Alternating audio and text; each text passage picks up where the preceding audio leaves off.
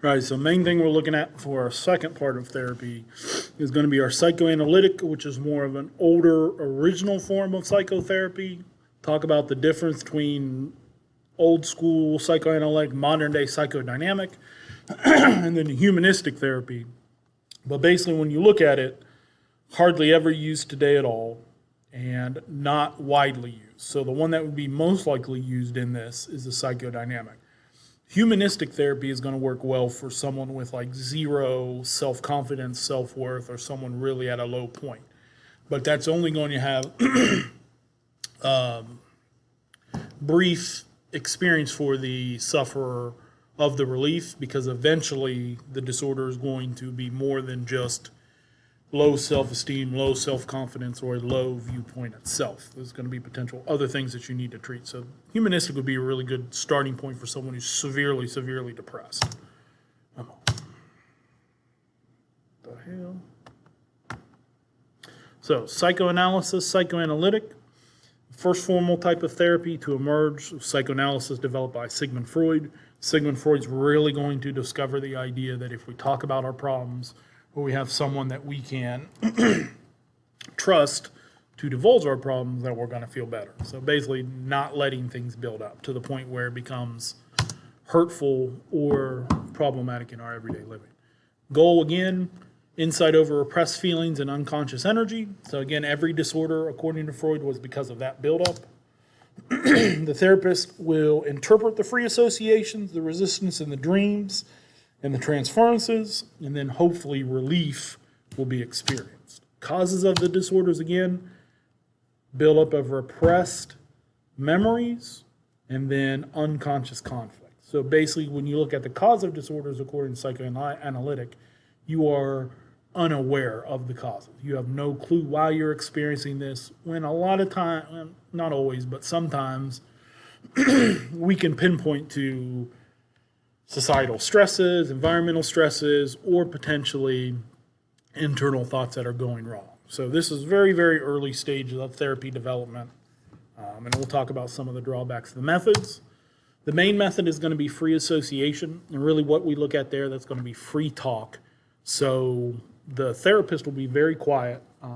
We will try to allow the patient to drive the interaction or the talk, and then usually I always kind of look at it like this.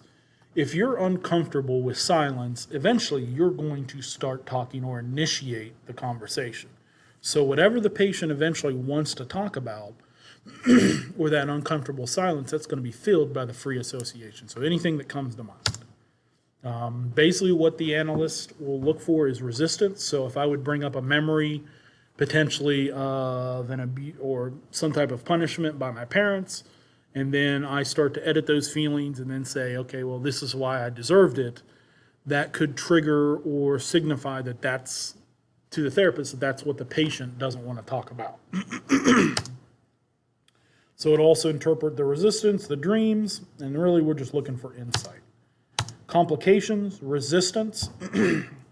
The patient may refuse to talk about the resistance, and if the patient refuses to talk about the resistance, then you're really at a stopping point. I don't know if there's anything that the therapist could actually do to make the person want to bring that up anymore.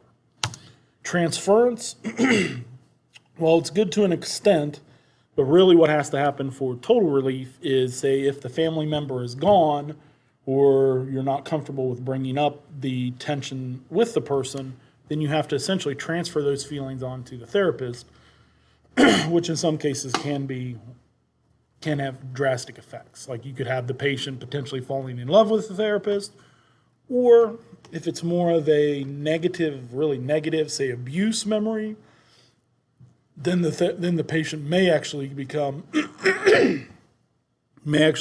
violent to the therapist themselves. So that could be problematic. So the criticisms of psychoanalysis, hard to refute, hard to prove, hard to disprove. You're really basing it on the patient, whether they think they're getting better or not. And then psychoanalysis takes a long time and very expensive. You're looking at probably about $100 an hour. Each therapy session could be an hour to two. You'll probably have at least one a week, and you're looking at probably about 10 to 15 sessions before resistance is really starting to be noticed, and then you're looking at another 10 to 15 sessions where the patient will totally transfer, if that's even possible. So you're looking at anywhere from $1,500 just to identify the problem in about 15 weeks, and another $1,500 to 15 weeks to get to the transference part. So that's another reason why it's not widely used today. So psychodynamic, which is the modern psychoanalytic therapy. So this is a more face-to-face sitting. It's not the person laying on a couch with a therapist behind them taking notes. We're trying to understand the symptoms they feel and the themes about the person's life, not specific childhood or repressed memories and events. And then what we're going to look at here with the interpersonal therapy, it's a variation of the psychodynamic approach. And really what it focuses on is the symptom relief and the symptom identification, not an overall personality change, which is essentially what's happening with the psychoanalytic. Because really when we look at if it's a personality change that needs to happen, then it's not necessarily depression or OCD or bipolar. Then it's actually maybe some of your personality disorders like your OCDP, not OCD, or your, what is it? We're not the bipolar, it's going to look at your other type of personality disorders. So here we're looking at symptom relief, not personality change. So you're still looking at probably about the same time frame as your psychoanalytic. The only difference is it is expensive, but there's more relief from it. So just depending on the person. And again, not as widely used as your behavioral cognitive, but still widely used today. And it still has some therapeutic components because you're symptom relief, not your personality change. Humanistic therapies, goal here is self-actualization.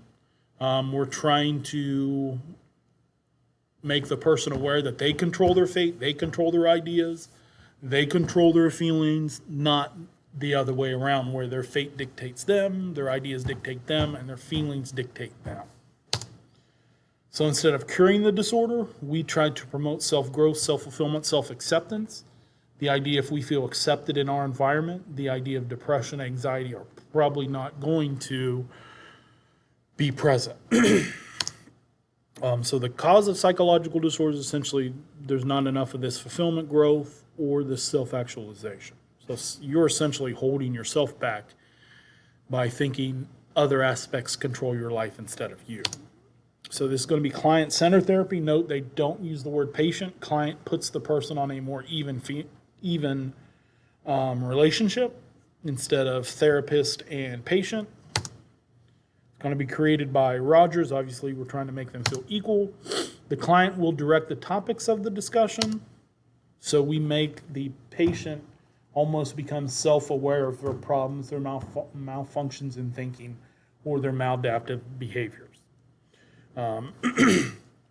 Basically what the therapist is going to use the active listening. They're going to echo, they're going to restate, they're going to clarify. And this is going to really, really work for people who have little to no self-confidence or self-esteem. Because really when we look at that active listening, all the person's really doing is almost, you could say it's almost like a mimicking type thing. People who have like even a little bit of self-confidence and some self-esteem, even though it may not be always proper, they may not respond to this because essentially what they're starting to kind of think is that they're just basically repeating what I say, not necessarily helping. And really what the therapist is trying to do with that, by that active listening, is develop this unconditional positive regard. So eventually the therapy can go from, okay, obviously here is the active listening. We're trying to develop that core or rapport relationship. And then the client will notice that the therapist does not judge them. There are unconditional positive regards, and that almost turns into the blueprint of what they look for in relationships, whether that be friendships, whether that be significant other, that we start to search for the unconditional positive regard and not have friends who just want to be our friends because we're rich or we have things they don't. So other forms of humanistic therapy, Your Gestalt therapy, that's going to be introduced by Fritz Perls, and the therapist really tries to get the patient to look at the whole aspect. So like if, for example, one part of your life is causing you stress, then what they really start to try to turn you on to is how that part of your life and that stress is actually leaking into other parts.